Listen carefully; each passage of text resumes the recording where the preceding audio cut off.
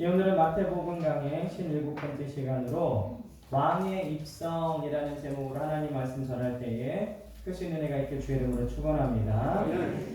금이 환영이라는 말은 비단 옷을 입고 고향으로 돌아온다라는 뜻으로 출세하여 고향에 돌아오는 모습을 얘기합니다.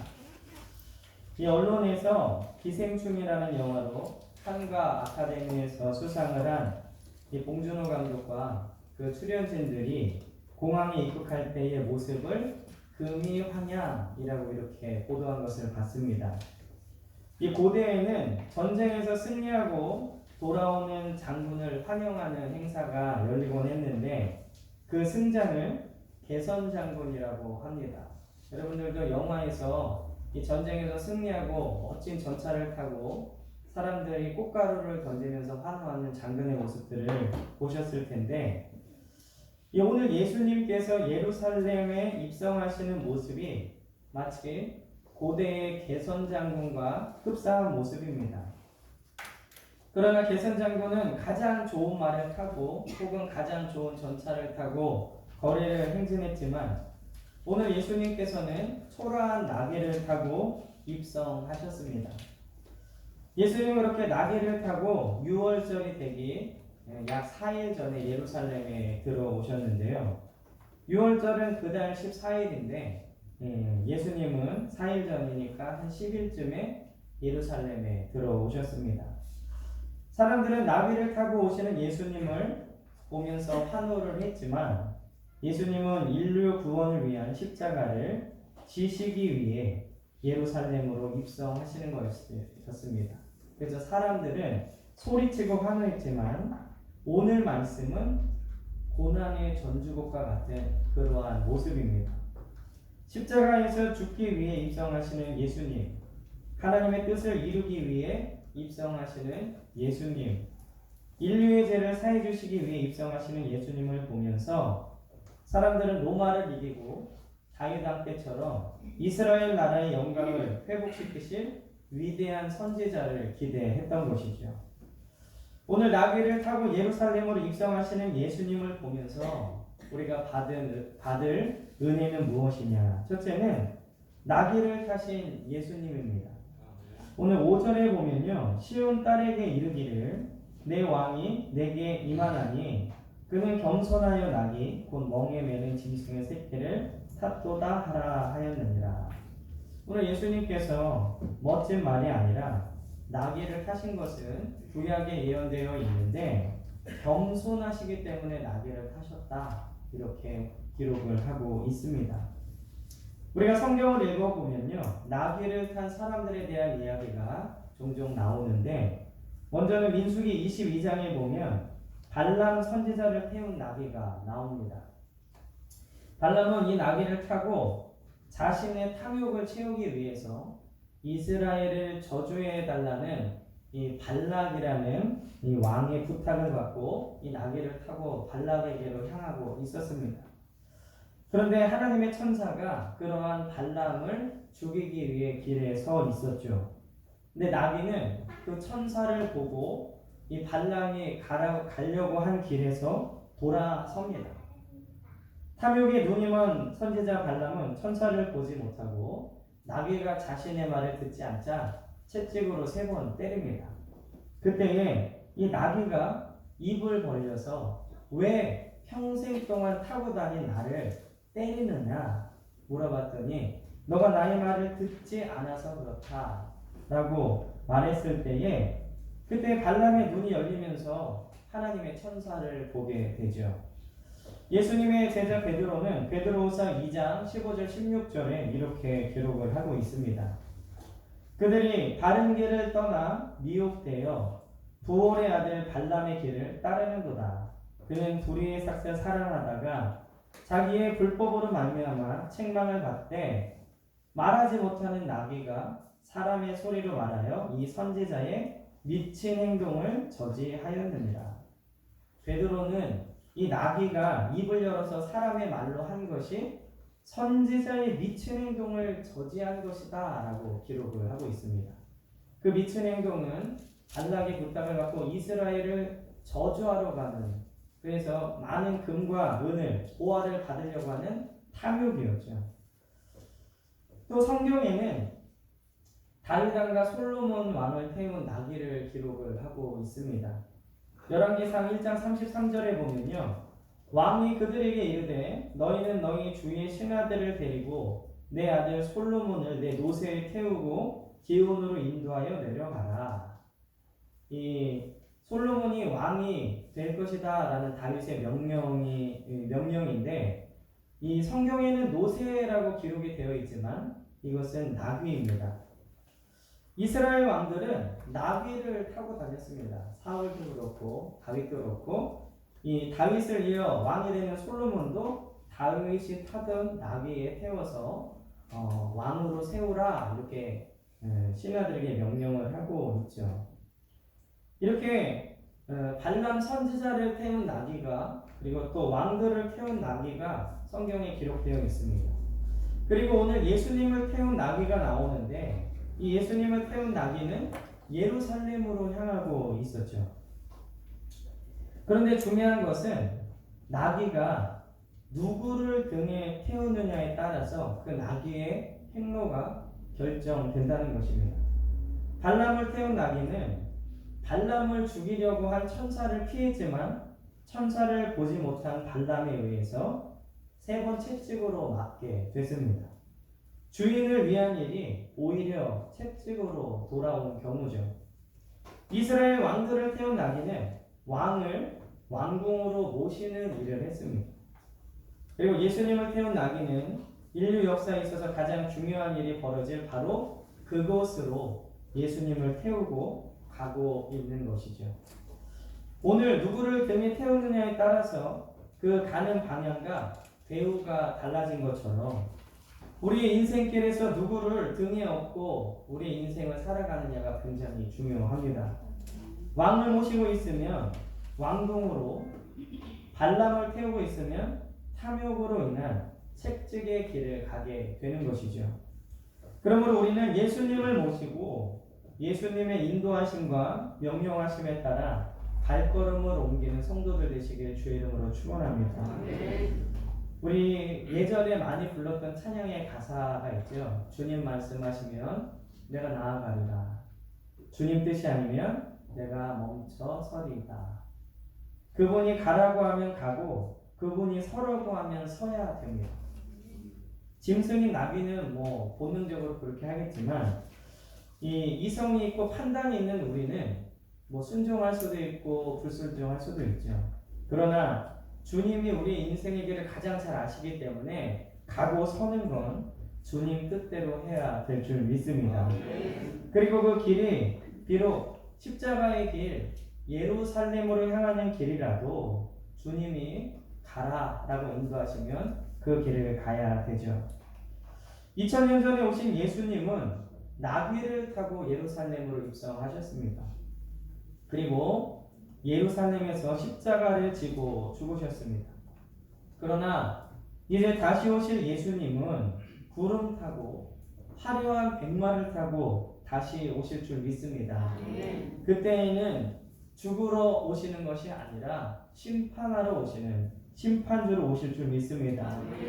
모든 영광을 받으시고 권위 있는 심판주로 오실 때에 복음을 농담으로 알고 하나님의 뜻을 거역하고 회개하지 않은 모든 자들을 심판하실 것입니다. 그때에는 예수님의 오심을 기뻐하고 환영하며 감사하는 구원받은 무리들과 이를 갈고 후회하며 두려워하는 무리들이 갈라질 것입니다. 예수님과 평생 동행하며 그분의 말씀대로 살았던 성도들과 예수님과 상관없이 자신의 인생을 즐기며 살았던 사람들이 나눠질 것입니다. 요즘에 가장 큰 이슈가 뭐 뉴스를 틀어도 다 코로나19죠. 전 세계적으로 큰 어려움을 겪고 있습니다. 이럴 때에 그리스도인들은 어떤 마음과 어떤 기도를 해야 될까? 여러분들이 우선은 이 질병으로 인해서 사망자가 많이 나오지 않도록, 세계 경제가 어렵지 않도록 백신이 빨리 개발되도록 기도해야 될 뿐만 아니라 이 모습들을 보면서 인류의 죄와 그리고 기록되어 있는 마지막 때로 향하고 있다는 영적인 각성이 일어나야 될 줄 믿습니다. 우리 믿는 자들은 이것을 보면서 마냥 두려워할 것이 아니라 하나님 앞에 내가 똑바로 살고 있는가, 구름을 타고 오시던 백마를 타고 오시던 언제 오시고 어떻게 오시느냐에 초점을 맞추는 게 아니라 오늘 내가 주님과 동행하고 있는가. 그러면 주님이 언제 어느 때 어떻게 오시든 우리는 아무 걱정 없이 주님께 나아갈 수 있다는 것이죠. 그럼 우리 믿는 자들은 종말에 얽매이는 있는 것이 아니라 종말을 바라보면서 오늘을 열심히 살아야 될 줄 믿습니다. 그러므로 오늘 나귀를 타고 예루살렘으로 들어가시는 예수님을 보면서 우리는 백마 타고 다시 오실 주님을 기억해야 됩니다. 그리고 내가 진정 주님을 모시고 사는 성도인지 잘 점검해야 합니다. 오늘 주님과 동행하고 오늘 하루 우리에게 맡겨주신 시간에 최선을 다해서 주님의 명령에 순종하고 열심히 살아가는 저와 여러분들 되시길 주의 이름으로 축원합니다. 두 번째로는 주가 쓰시겠다 하라입니다. 오늘 3절에 보면요, 만일 누가 무슨 말을 하거든 주가 쓰시겠다 하라 그리하면 즉시 보내리라 하시니 이렇게 기록이 되어 있죠. 이 왕의 행차에는 보통 가장 좋은 품종의 말이나 혹은 가장 화려한 전차를 타고 입성합니다. 그러나 인류 구원을 위해 예루살렘으로 가시는 예수님께서 타신 것은 나귀이죠.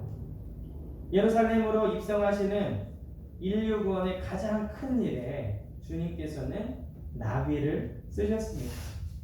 문제는 어떤 동물인가, 어떤 품종인가가 중요한 것이 아니라 누가 쓰시는가입니다. 꼭 화려한 말이 아니라도 됩니다. 멋지게 꾸며진 전차가 아니어도 됩니다. 주께서 쓰시면 되는 것입니다. 이 나귀는 구약에 이미 예언되어 있죠. 오늘 5절 말씀은 스가랴 9장 9절에 이미 예언되어 있는 말씀입니다. 그 예언된 스가랴 말씀을 마태가 인용한 것이죠. 왜냐? 그 예언이 이루어지는 순간이기 때문에 그렇습니다. 주님이 쓰신 이 나귀는 인류 역사상 딱 한 번 있었던 아주 귀한 일에 사용되었습니다. 어떤 말도 이렇게 귀하게 쓰임받은 적이 없죠. 주님께서 쓰시면 나귀라도 가장 귀한 일에 쓰임받게 될 줄 믿습니다. 내가 종마와 같이 멋진 품종이 아니라도 상관이 없습니다. 나의 모습, 나의 환경, 그리고 가지고 있는 모든 것들이 나귀처럼 볼품 없어도 상관이 없습니다. 주께서 쓰시면 우리는 이 나귀와 같이 가장 귀한 주의 일에 쓰임받을 수 있기 때문에 그렇습니다. 문제는 주께서 쓰시고자 할 때 우리가 기꺼이 주님을 등에 태우고 예루살렘으로 향할 마음이 있는가? 왜냐하면 우리는 하나님의 형상으로 지음받았기 때문에 나귀처럼 그냥 채찍으로 고삐로 조종할 수 있는 존재들이 아닙니다. 하나님은 우리 스스로 우리의 믿음으로 하나님께 순종하기를 원하시는 것이죠.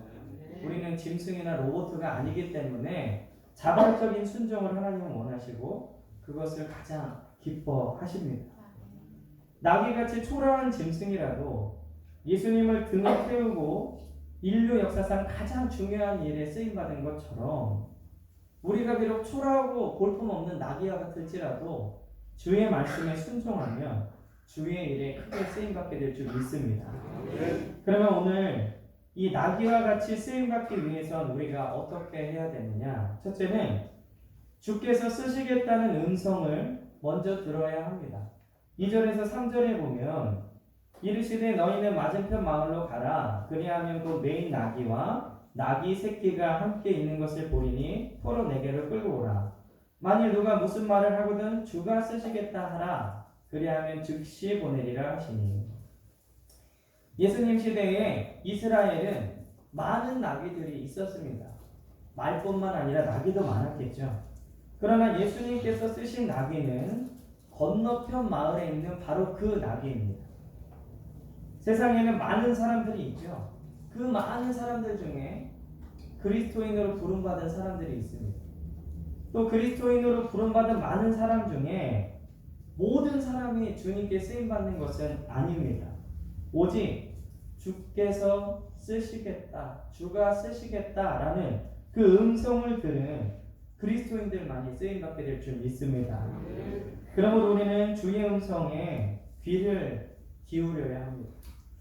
요즘처럼 주일에 한 번밖에 못 모이고 평일에 교회에 나올 수 없는 상황 속에서 여러분들이 기도와 말씀에 더욱 전념하셔서 나에게 하시는 주의 말씀에 더욱 귀를 기울이시길 주의 이름으로 축원합니다.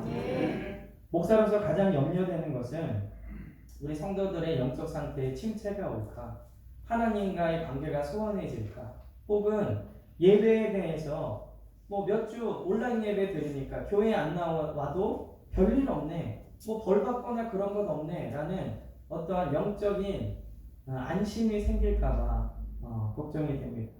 그것을 위해서 제가 기도하는 시간에 기도하고 있는데, 그리고 또 일일부흥에도 그런 취지에서 기도하고 있는데요. 여러분들이 이럴 때일수록 더 주님께 귀를 기울이시길 주의 이름으로 축원합니다. 세상 사람들은 두렵다, 떨린다, 뭐가 걱정이다, 뭐가 어렵다 라고 말하는 이때에 우리는 주님께 귀를 기울여서 참 진리로, 참 보호하심으로 인도하시는 주님의 인도하심이 있는 저와 여러분들 되시길 주의 이름으로 축원합니다.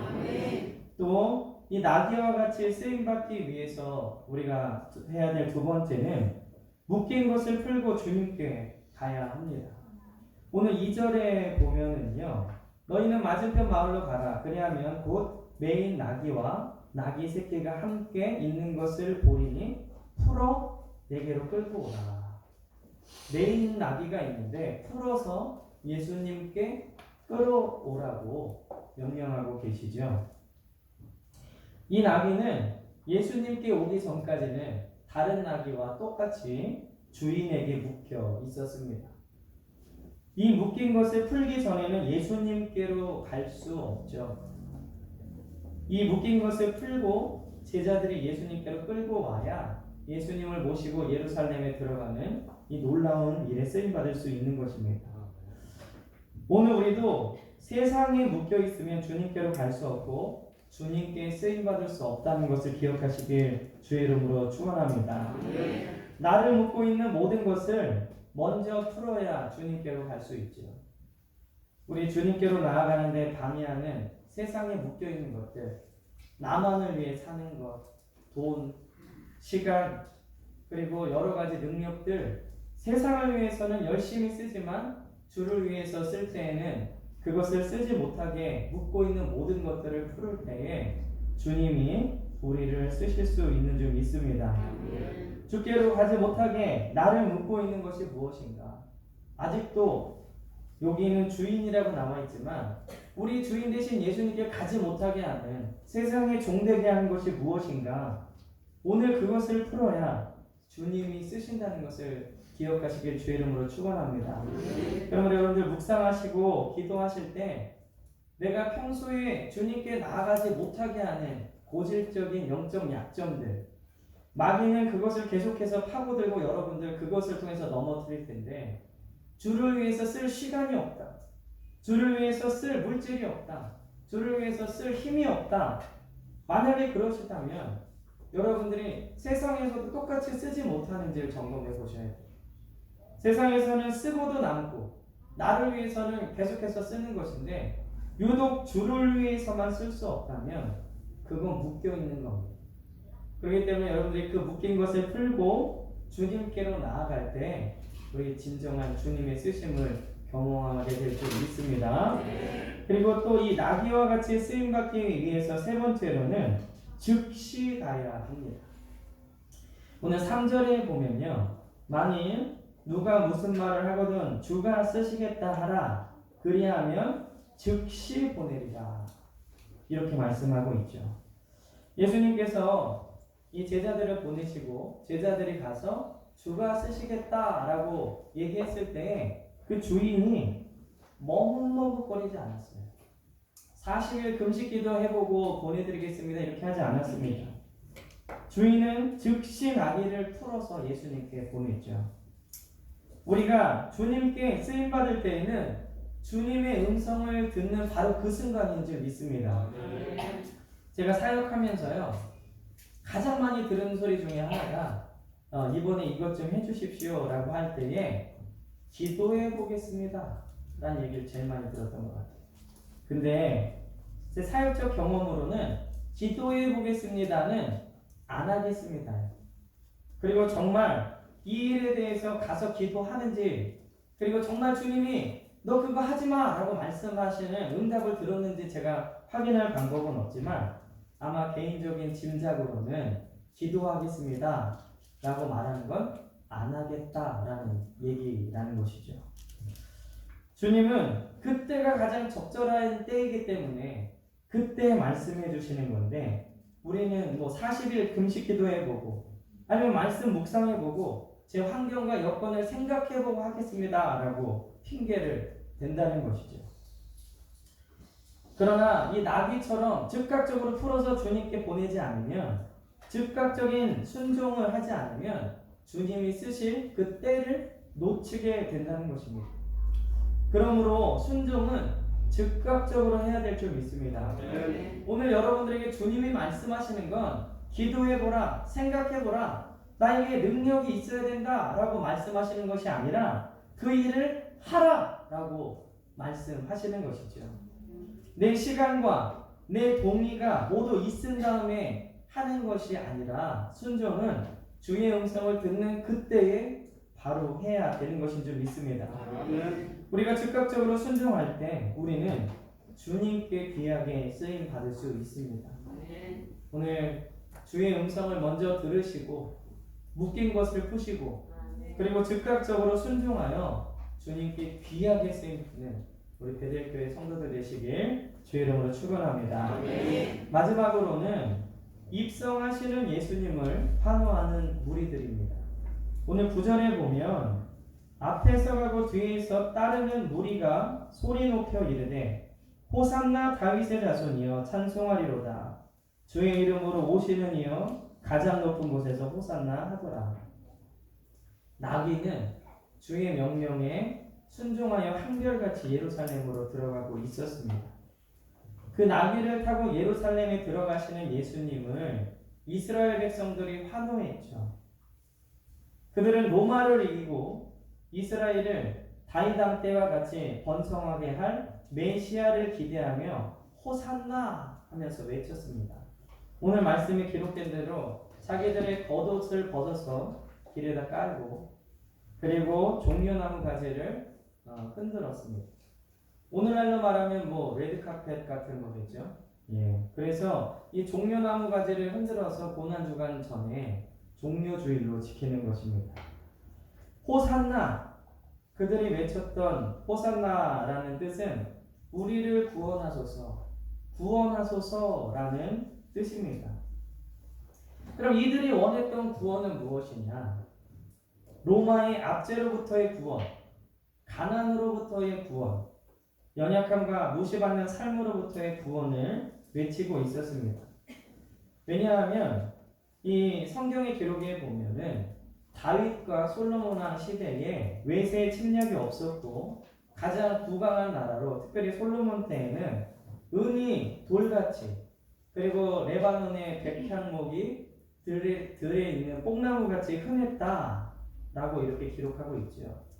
이들은 다윗과 솔로몬 때와 같은 이스라엘의 부강을 원했던, 그래서 가난으로부터 억압으로부터의 구원을 외쳤던 호산나였습니다. 예수님은 저들이 생각한 그 구원을 이루기 위해 오신 것이 아니라 죄악의 저주에서 그들을 구원하시기 위해 오신 것입니다. 이렇게 그들이 생각한 구원과 하나님의 구원 계획에는 큰 차이가 있었는데요.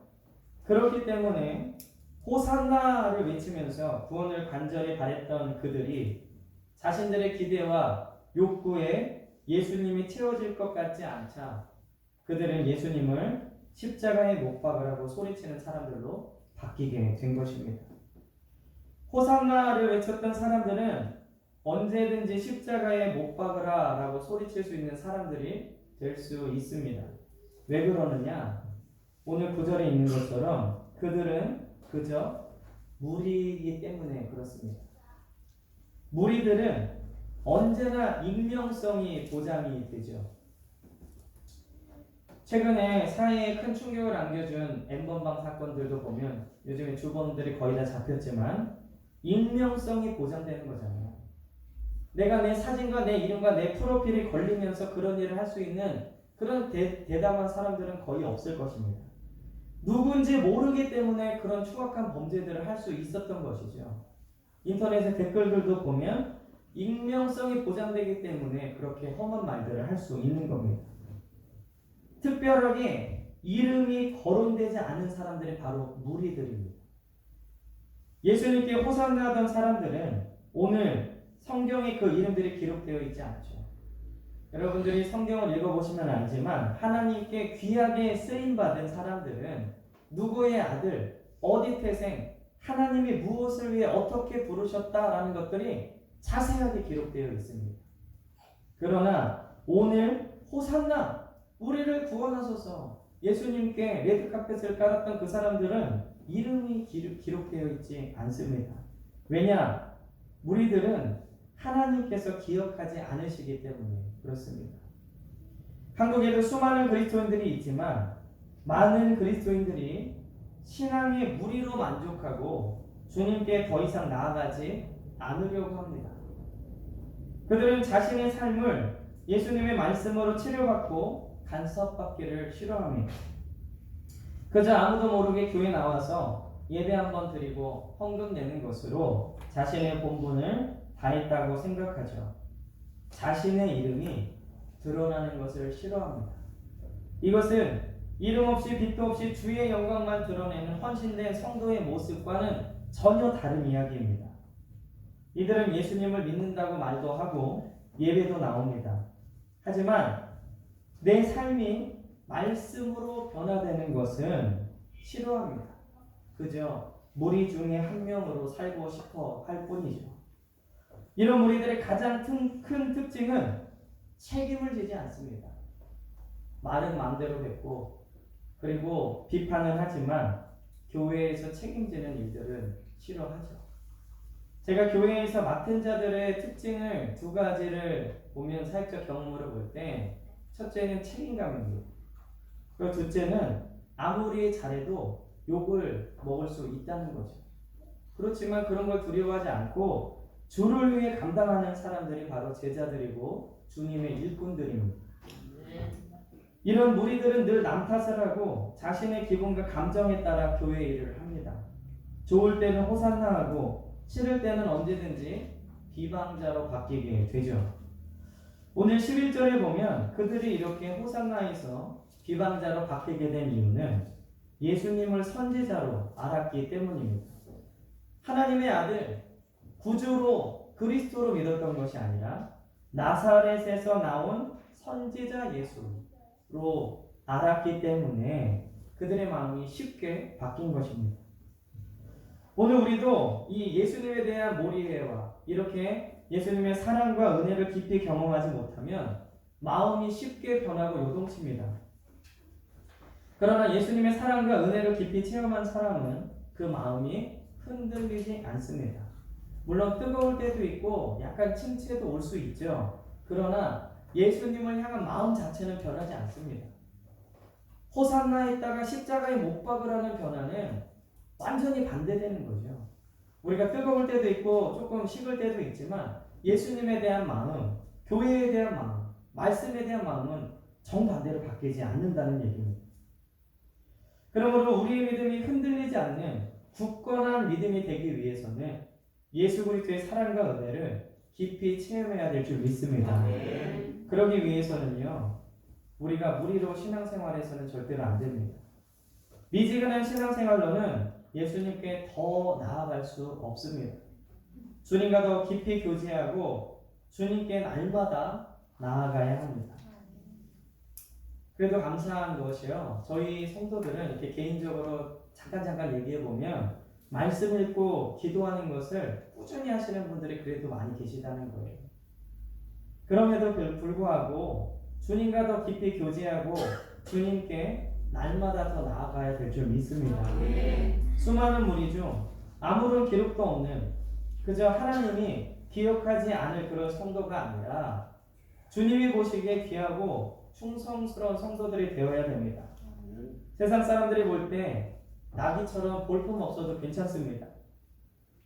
주께서 쓰시겠다고 하실 때에 믿음으로 즉시 순종하면 됩니다. 호산나며 외치던 사람들이 예루살렘으로 예수님을 태우고 걸어갔던 나귀보다 더 쓰임받지 못했던 사실을 기억해 본다면 우리의 가진 것, 우리의 외모, 우리의 어떠한 하나님 나라에 아무런 상관이 없다는 것을 기억하시기를 주 이름으로 축원합니다. 오늘 우리는 예수님의 사랑과 은혜를 더 깊이 깨달아서 흔들리지 않는 믿음과 주님께 대한 헌신으로 주께서 귀하게 쓰시는 우리 베델교회 성도들 되시길 주 이름으로 간절히 축원합니다.